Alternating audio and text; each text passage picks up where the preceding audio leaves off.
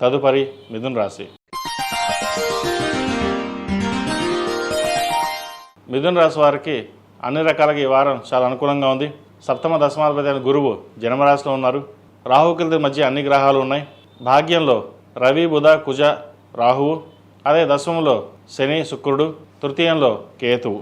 విద్యాపరంగా, వైద్యపరంగా, ఆరోగ్యపరంగా అన్నీ అనుకూలిస్తాయి. దూర ప్రాంత ప్రయాణాలు కలిసి వస్తాయి. పెద్దల అండదండలు మీకు చక్కగా లభిస్తుంది. ఉద్యోగంలోనూ వ్యాపారంలోనూ మీరు ఏదైతే అనుకుంటారో అది సాధించగలుగుతారు. అయితే అన్ని గ్రహాలు రాహుకేతుల మధ్య ఉన్నాయి కాబట్టి సుబ్రహ్మణ్య స్వామికి అభిషేకం చేయించడం, సుబ్రహ్మణ్య అష్టకం పండించడం చెప్పదగినది. అదేవిధంగా ప్రతి విషయాన్ని 10 మందితో చర్చించి నిదానంగా ఆలోచించి నిర్ణయాలు తీసుకోవాలి. భాగ్యంలో 4 గ్రహాలు ఉన్నాయి. కొన్ని తొందరపాటు నిర్ణయాల వల్ల నష్టపోయే అవకాశం లేకపోలేదు. అన్నీ బాగానే ఉన్నాయి, వ్యాపారపరంగా బాగుంది, అందరూ సపోర్ట్ చేస్తున్నారు, అన్నీ బాగున్నాయి అనుకుంటాం. కానీ ఈ భాగ్యంలో 4 గ్రహాలు ఉండడం వల్ల కొన్ని అవకాశాలు చేద్దాకా రావడం, లేదా మనకు తెలిసిన వాళ్ళే ఇబ్బంది పెట్టే అవకాశాలు ఎక్కువగా గోచరిస్తుంది. వాటి విషయంలో జాగ్రత్త వహించాలి. భూ సంబంధించిన క్రయ విక్రయాలు లాభసాటిగా ఉంటుంది. సాఫ్ట్వేర్ రంగం, రియల్ ఎస్టేట్ రంగాల వరకు అనుకూలంగా ఉంటుంది. ప్రభుత్వ ఉద్యోగులు ఉన్న వారికి అనుకూలంగా ఉన్నప్పటికీ పై అధికారుల వల్ల కొంత ఇబ్బంది ఉండే అవకాశం గోచరిస్తుంది. ప్రతి అడుగు ఆచితూచి వ్యవహరించాలి. అదేవిధంగా ఈ రాశిలో జన్మించిన విద్యార్థులకు కాలం చక్కగా ఉందని చెప్పచ్చు. కష్టే ఫెయిల్ అయిన పెద్దలు కష్టానికి ప్రతిఫలం లభిస్తుంది. ప్రతిరోజు ప్రతినిత్యం దక్షిణామూర్తి స్తోత్రాన్ని పఠించడం, దక్షిణామూర్తి రూపు మెడలో వేసుకోవడం చెప్పదగినది.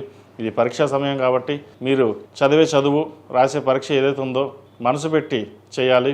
కొంచెం డిస్టర్బెన్సీ ఉన్నప్పుడు కూడా భవిష్యత్తు కోసం, భవిష్యత్ కార్యాచరణ కోసం ఎంత కష్టపడితే అన్ని మంచి ఫలితాలు ఉంటాయి.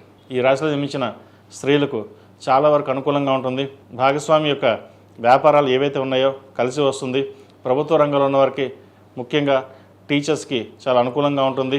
అదేవిధంగా ఒక నూతన ఉద్యోగ ప్రయత్నాలు చేసే అవకాశాలు కూడా లేకపోలేదు. వచ్చిన అవకాశాన్ని బాగుందో లేదో చూసుకుని ముందుకు వెళ్ళడం చెప్పదగినది. బ్యాంకింగ్ సెక్టర్స్ ఉన్న వారికి ఈ వారం చాలా వరకు అనుకూలంగా ఉంటుంది. పై అధికారులతోటి విభేదాలు వచ్చే అవకాశం గోచరిస్తుంది. వాటి విషయంలో జాగ్రత్త వహించాలి. సప్తమాధిపతి, దశమాధిపతి అయిన గురువు జన్మరాశిలో ఉన్నారు. పంచమ వ్యయాధిపతి అయిన శుక్రుడు దశమంలో ఉన్నారు శనితో కలిసి. కొన్ని శుభకార్యాలు చేయగలుగుతారు. రావాల్సిన డబ్బు ఏదైతే ఉందో కొంత చేతికి అందుకు వస్తుంది. ఎప్పుడో స్థిరాస్తి కొన్నందుకు అది ఇప్పుడు బాగా మంచి లాభాలు రావడం అనేది చెప్పదగిన సూచన.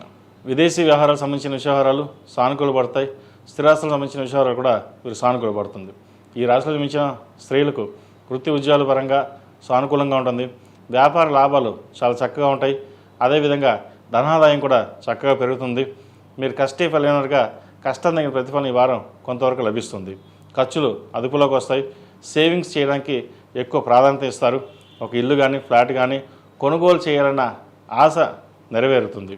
మీరు ఎప్పుడు ఏది కోరుకోరు, అందరూ బాగుంటే చాలు అనుకుంటారు. కానీ మనకంటూ ఒకటి ఉండాలి అనే చిన్న కోరిక ఏదైతే ఉందో అది నెరవేరుతుంది. ఆరోగ్యరీత్యా కూడా బాగుంటుంది. దూర ప్రాంత ప్రయాణాలు కలిసి వస్తాయి. శత్రువులు మీపై విజయం సాధించాలని ఎవరైతే ఆశిస్తారో అది భంగపడతారు.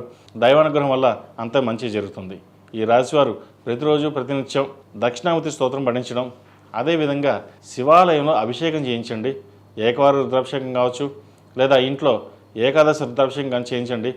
నరదిష్టి కానీ ఏదైనా గ్రహదోషాలను ఉంటే తొలగిపోతాయి. ఈ రాశిలో జన్మించిన వారు ప్రతిరోజు ప్రతినిత్యం అష్టములకా ధైర్యంతో దీపారాధన చేయడం చెప్పదగిన సూచన. ఈ రాశిలో జన్మించిన వారికి కలిసి వచ్చే సంఖ్య 7, కలిసి వచ్చే రంగు ఆకుపచ్చ. ఏదైనా పని మీద బయటికి వెళ్ళినప్పుడు శుక్రవారం కానీ గురువారం అడిగిన వెళ్ళండి. మంచి ఫలితాలు సంప్రాప్తిస్తాయి.